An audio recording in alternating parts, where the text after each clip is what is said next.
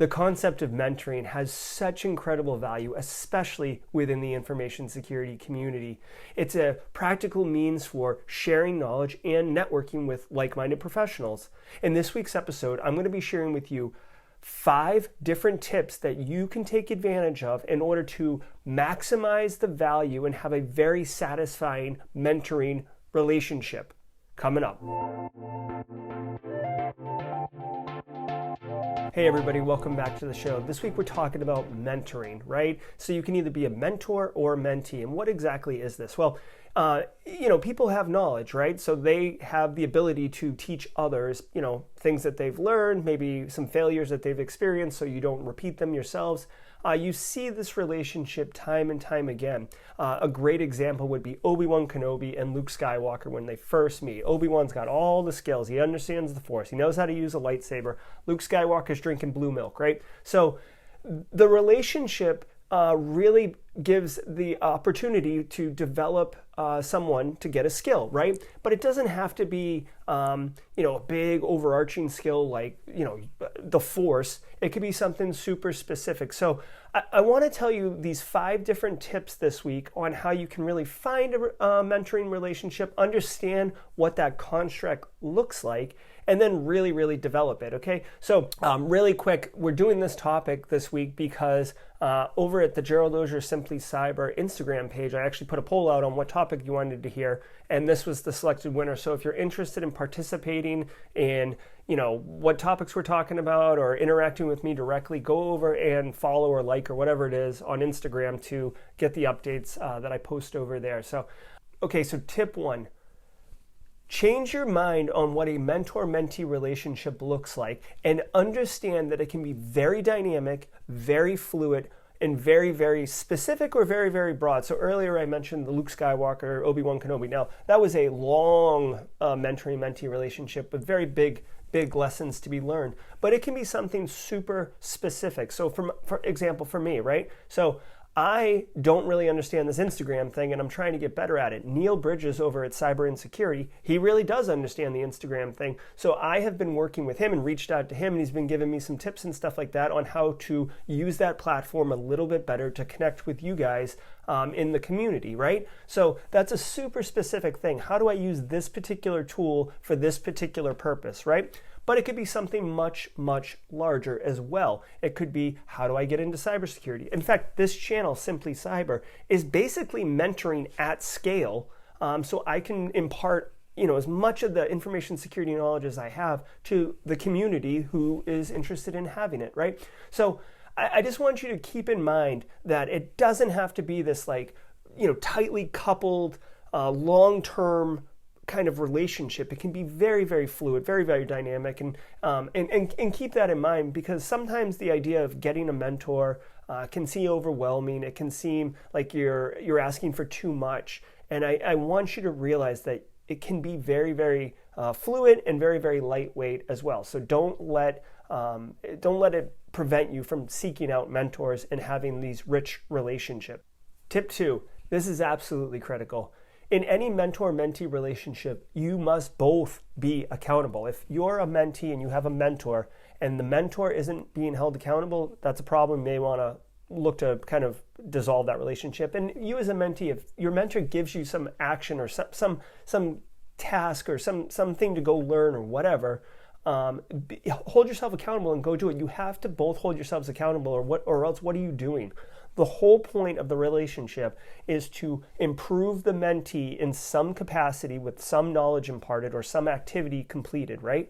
So by having defined accountable goals, like by Sunday you will do this, or next week I will do these 3 things, and then when the time comes and you revisit, if you haven't done them, then you're not being held accountable, and you really should be. That is really at the crux. It's the most paramount piece of the mentor-mentee relationship is actually accomplishing things, right?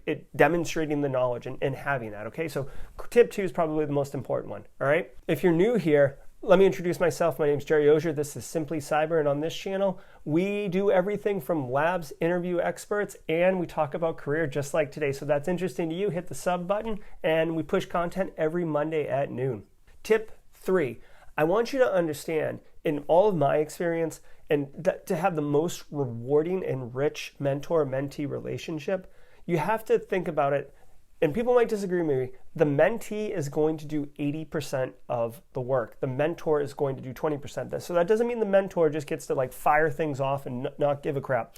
But the mentee has to do the bulk of the work. They're the ones who are putting in the commitment, or they should be, on developing themselves, right? So the mentor should say, hey, like, here's these 3 techniques, or here's like, you want to develop some blue team skills, right? Here's range force, cyber range. Take these particular courses, take these 4 courses, and then the mentee goes off, being held accountable again, and completes that work. And then maybe when they come back, they say, hey, like, I was looking at this particular network analysis thing, or I was in Suricata and I couldn't get this filter to work, or something like that. Like very specific guide things, and that's when the mentor would weigh in and help continue to guide the mentee.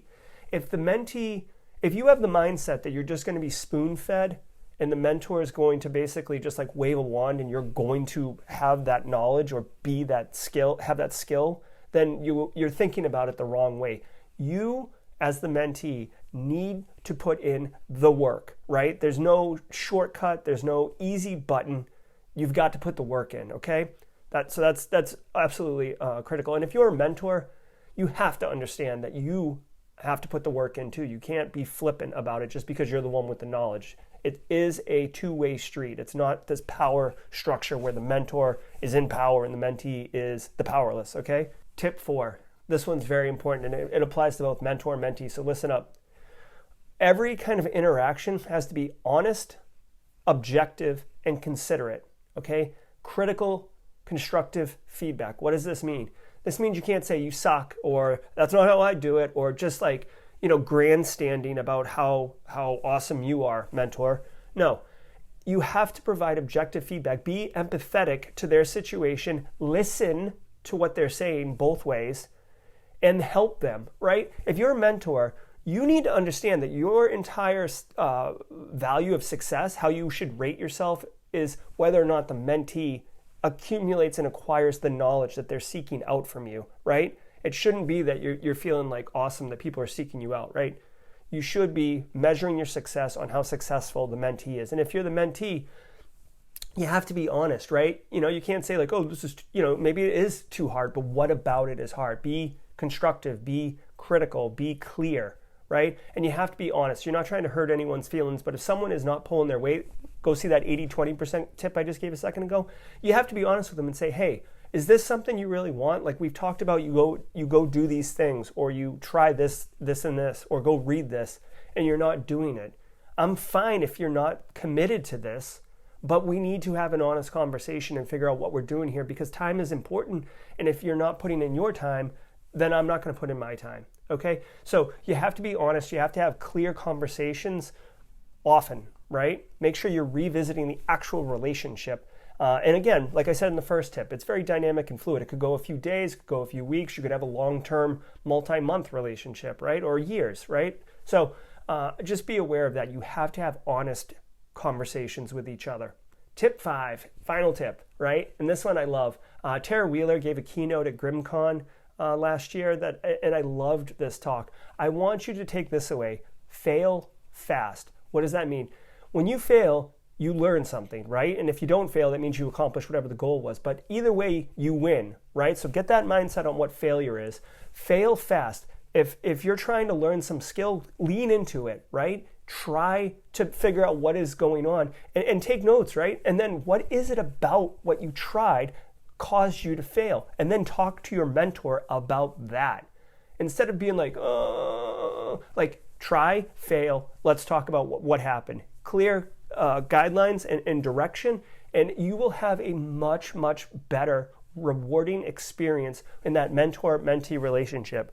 Okay, now as a bonus tip, how do you find a mentor? How do you find a mentee? Again, it can be very fluid, right? So engage with people online, LinkedIn, social commentary, Discord servers, right? you will naturally start having conversations and kind of identify or align with certain individuals, and you can ask them questions, seek out their knowledge. And usually, in my experience, mentor-mentee relationships are organically formed. If they're forced, if like your employer forces the situation, oftentimes that isn't a good fit. So be mindful, be present of these organic relationships as they develop, and really develop yourself, have a rewarding experience. I want nothing more than for everybody watching this to develop and have a successful, satisfying, rewarding career experience, okay? All right, so that's gonna do it this time. If you've got any questions, leave them in the comments below, and until next time, stay secure.